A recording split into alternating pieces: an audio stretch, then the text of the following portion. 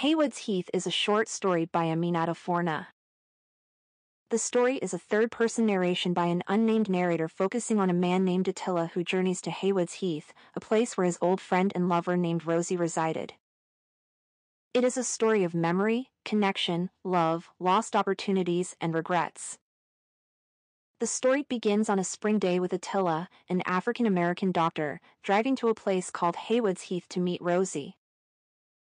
Is startled by a blast of sound so sudden and brutish from the radio that makes him think about how the new generation cannot bear the sound of silence. This judgment not only reveals that he is middle-aged but also his nervousness of the upcoming meeting. He thinks of the time when he met Rosie during their college days and their inside joke where Rosie would ask foreigners to pronounce her hometown's name. Attila had worn a Malcolm X goatee and a suit to lectures suggesting his interest of the African-American civil rights leader.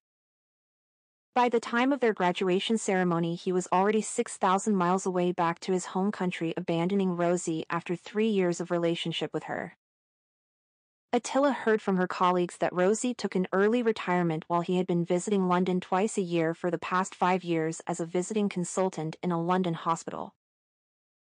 On his way, stopping at a pub for food, he pronounces perfectly the town's name Haywards Heath but gets irritated when the car's GPS constantly announces it. The reader is not informed directly by Forna that Rosie is in a care home due to advancing dementia. This picture is pieced together through small hints and details sprinkled throughout the tale, such as Rosie having not published in years. Attila's greeting at a reception desk where an African male nurse roamed in white nurse's uniform in the background. Attila's observation of the residents of the facility hunched together in a semicircle round a radio.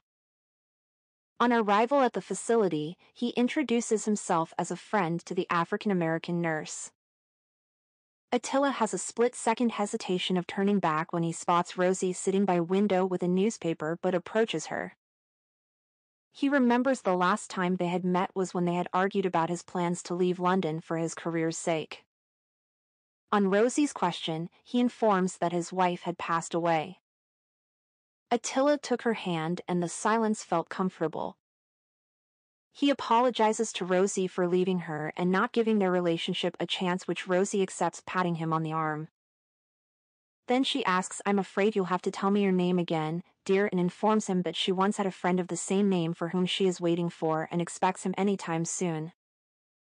This shocks Attila and emphasizes Rosie's deteriorating mental state. After composing himself in the bathroom, Attila comes out and briefly makes eye contact with an African male nurse caring for an elderly lady. While walking, Rosie becomes easily distracted and helps herself to a sweet from an old lady's box. After their walk, Rosie asks him, "Shall we do another turn, Attila? Another turn?" Rosie used to ask this question often to tease Attila when they were young. Attila promises to visit again upon Rosie's request.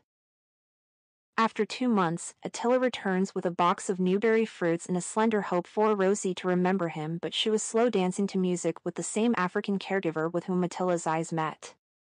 Rosie had pressed her head on the helper's chest and was asking him, "Shall we do another turn, Attila? Another turn? What do you say?" which the helper accepts. Attila sits nearby and watches them dance again. The helper had the same small beard which Attila had during his youth.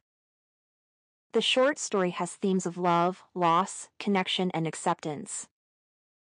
Although both got separated and had to let go of each other due to Attila's commitment to his career, still both retained love for each other.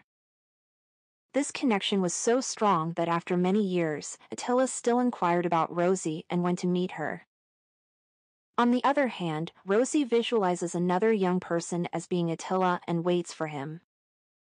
By the end of the tale, it becomes clear that Attila has accepted the gulf that time has brought them and now puts her happiness over his as he sat quietly and watched her dance.